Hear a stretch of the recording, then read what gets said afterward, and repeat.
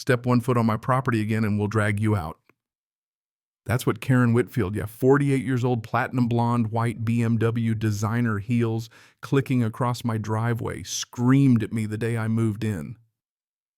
She lost her mind the minute she saw my name on the deed for the house, sitting exactly 15 feet outside her precious Willowbrook HOA borders. The smell of her perfume, overwhelmed by pure, unfiltered rage, still hits me sometimes when I walk out to get the mail. But what Karen never expected, I'm an electrician. And for 3 straight months, I'd been quietly recording every meltdown, every threat, every lie she spit out trying to run me off my own property. Her entire little kingdom was built on a lie, a fraud that was about to cost her 73 grand, and whatever shred of dignity she had left. She picked the wrong guy this time. Ever dealt with an HOA Karen like this? Drop your city below. Seriously, I need to know how many of these neighborhood tyrants are still out there making life miserable for folks like us. 6 months ago, I was just Marcus Hicks, 42, electrician, newly divorced and dead set on making sure no one would ever push me around again. My ex got the perfect house, manicured acres, every lawn trimmed to within an inch of its life. The kind of neighborhood where parking your work truck for 5 minutes means you'll get a threatening letter from someone on the landscaping committee. I wanted the opposite. I wanted freedom, no one measuring my grass, nobody policing my vehicles. That's how I landed at 1247 Maple Street. Ranch house, decent price, and best part, exactly 15 feet outside the HOA's reach. Did my homework, surveys, city records, made sure I was untouchable. Funny twist.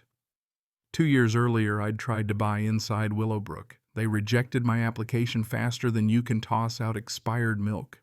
Their letter was all about community standards and long-term alignment, translation, no blue-collar guys allowed, so getting this house felt like poetic justice.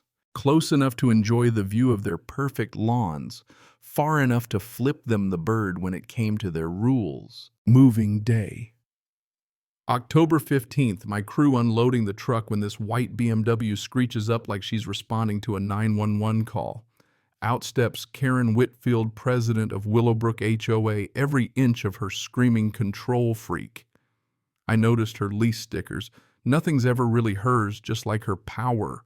Designer purse with threads coming loose, eyes darting at her phone like she was expecting bad news. Later, I'd find out her divorce was bleeding her dry. All the perfection. It was just credit cards and desperation. Being HOA president was all she had left, and she guarded it like a rabid dog.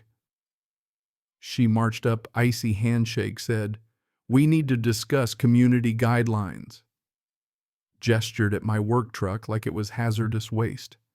"Ma'am, I'm not in your HOA. Bought outside on purpose." The clipboard nearly slipped from her hand.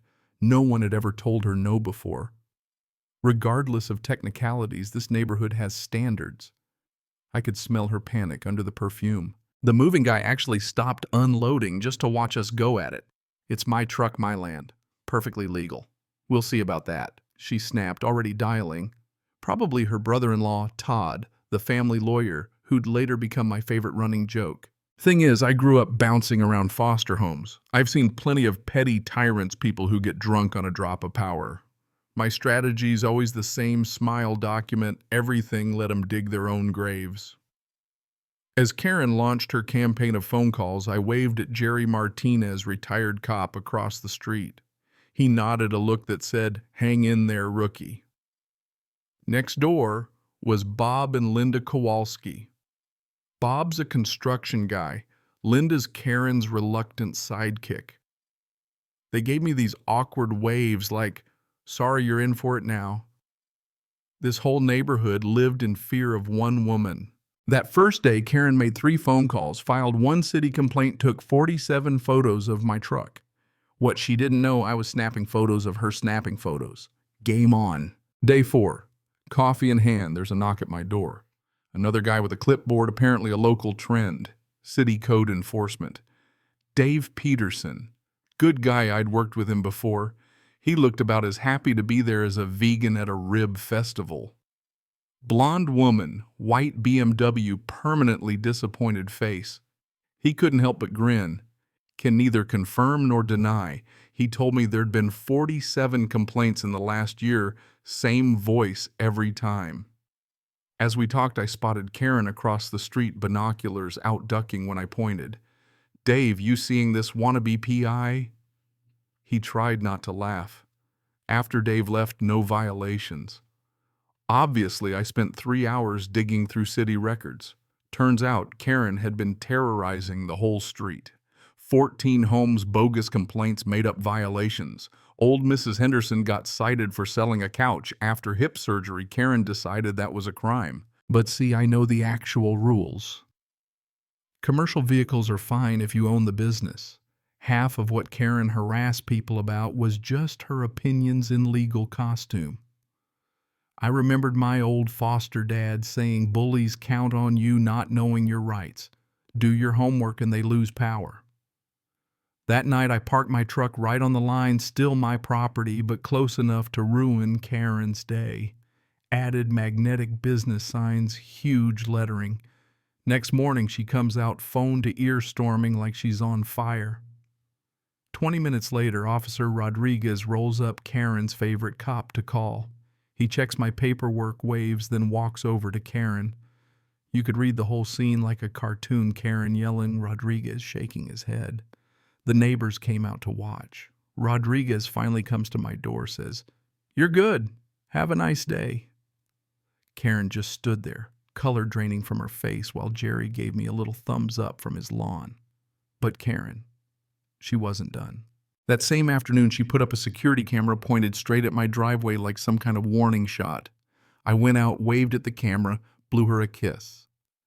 2 days later, certified mail. HOA letterhead. She made her first big mistake. Cease and desist, signed by Todd, her attorney at law, whose office was a strip mall between a nail salon and a phone repair place.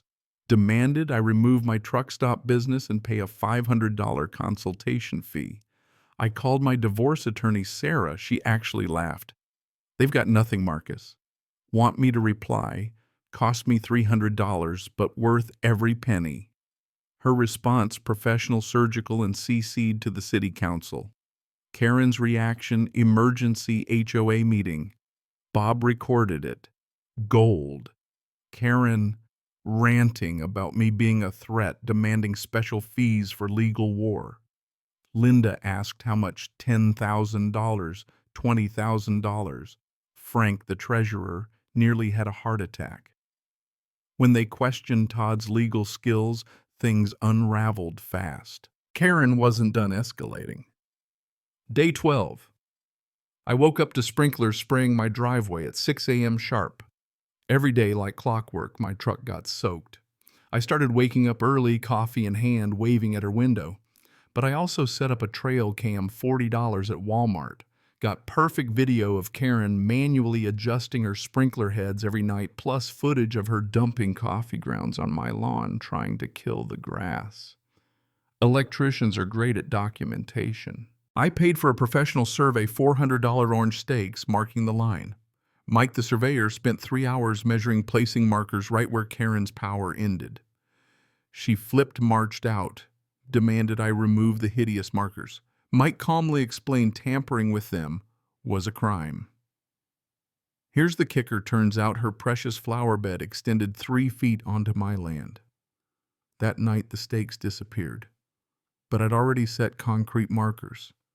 And Jerry's camera caught Karen. 2:47 a.m. Bathrobe, garden gloves, yanking up survey stakes. Next day she was out there with a shovel trying to dig up concrete. That footage, evidence file. My next move, a fence. 6 feet tall, all legal, permit in hand. Karen lost it at City Hall, demanded to see the mayor. Everyone said the same thing. He has the right. Even Todd gave up. That night I discussed fence options with Pete, my contractor buddy, loudly in earshot. 8-foot chain link's the most private right, I swear, Karen howled from inside her house. Next morning, note under my wiper, please reconsider the fence. We can work something out. KW. First sign of weakness. While digging through records, I found the Nuke original HOA covenants expired in January. Karen had been collecting dues illegally for almost a year. Sarah, my lawyer, went digging. Turns out Karen knew the rules were expired. She'd talked about it with Todd, then just kept charging everyone, hoping no one would notice.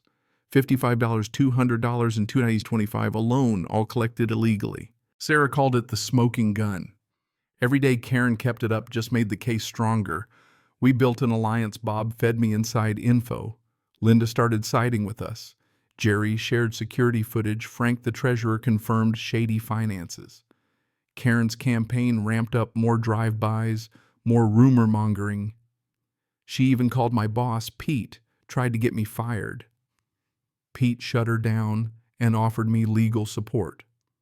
The real gold mine Sarah uncovered: years of unauthorized fees, $200 mailbox approvals, $300 landscaping permits, $500 architecture reviews, all fake, over $73,000 stolen. Karen kept receipts too, made my case bulletproof. We got ready for the city council showdown. Sarah mapped out the lawsuit and criminal charges. Neighbors lined up to testify. Mrs. Henderson driven from her home. The Martinez family fined for a motorcycle. Everyone ready to speak. I installed 4 new cameras. Every move recorded. Cloud backups, trail cams, Ring doorbell, even my truck's dash cam.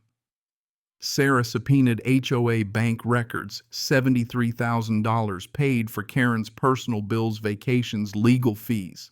We formed a Facebook group, Willowbrook Residents for Truth. 18 families joined in 2 days, then folks from nearby neighborhoods piled on with their Karen horror stories. Local news got wind. Jessica Wang, reporter, wanted in.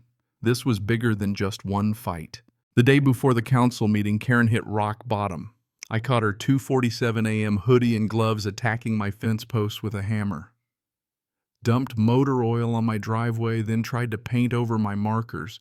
Every second captured in glorious 4K. She launched a Facebook page trying to paint me as a threat, got maybe 6 followers, most likely family. Officer Rodriguez came out again when she called about my threatening behavior. This time his sergeant warned her about filing false reports. Next one, she'd be charged. The HOA meeting that week was a mutiny. Frank, the treasurer, laid out Karen's crimes. Linda resigned. The board voted 19-4 to kick Karen out and audit the books. She refused to step down, changed mailbox locks, threatened lawsuits. Todd finally bailed, refused to represent her anymore. With 47 documented incidents, I got a restraining order. Karen broke it the next day, crept past my house in her BMW, staring like she could burn my fence down with her mind. Police showed up, handcuffed her, 6 hours in county lockup. You'd think that'd be the end. Nope. She doubled down, showed up at City Hall looking like she'd been sleeping in her car, trying to ambush the mayor, muttering about conspiracies. When I walked in, she screamed at me in front of cameras, violating the restraining order right then and there. Security had to step in. The council meeting was electric. 23 neighbors, everyone holding proof. Illegal fines, threats, vandalism photos, bank records. Karen sat up front, twitchy, scribbling, looking like she might snap. The testimony's brutal. Mrs. Henderson spoke about being run out of her home. Jerry played video of Karen's midnight vandalism.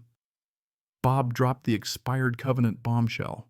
Frank, the treasurer, read out the theft totals. Each slide, each fact hit Karen like a brick. My turn at the podium. I laid it all out: expired covenants, $73,000, stolen harassment documented 6 ways to Sunday. Karen lost it, screamed that I was lying, tried to rush the mic. Security stopped her. Rodriguez walked in on cue. Karen Whitfield, you're under arrest for theft, fraud, harassment. She went out kicking, swearing, blaming everyone but herself. The room erupted, neighbors cheering, crying, hugging. The mayor froze. HOA accounts approved my fence permit and called for a full investigation. 6 months later, Willowbrook is the best it's ever been. The old HOA is dead. We started a voluntary association. No more fees, no more bullies, just neighbors, helping neighbors. Property values are up 15%. They made me the first neighborhood coordinator. All that money Karen stole, restitution, paid every family back funded playgrounds and gardens. My fence is covered in vines, now kids play in front of it at block parties. Mrs. Henderson moved back. Pete hired a new apprentice thanks to the lawsuit windfall. You know what the real lesson is? Bullies only win when good people stay silent. I never wanted a fight, but sometimes you have to stand up and do what's right, even if it means documenting, lawyering up, and letting the world see the truth. The law finally caught up with Karen. She had to sell her house, move out of state, and can never run an HOA again. Turns out justice might move slow, but when it finally arrives, it changes everything. So, tell me, where's the line between enforcing order and abusing power? Do you think HOAs help communities or just breed Karens like this? Drop your story or opinion in the comments. Let's get real. And if you want more true stories about standing up to bullies, hit subscribe. Remember, justice isn't automatic. Sometimes it takes a stubborn electrician, a mountain of evidence, and a neighborhood ready for change.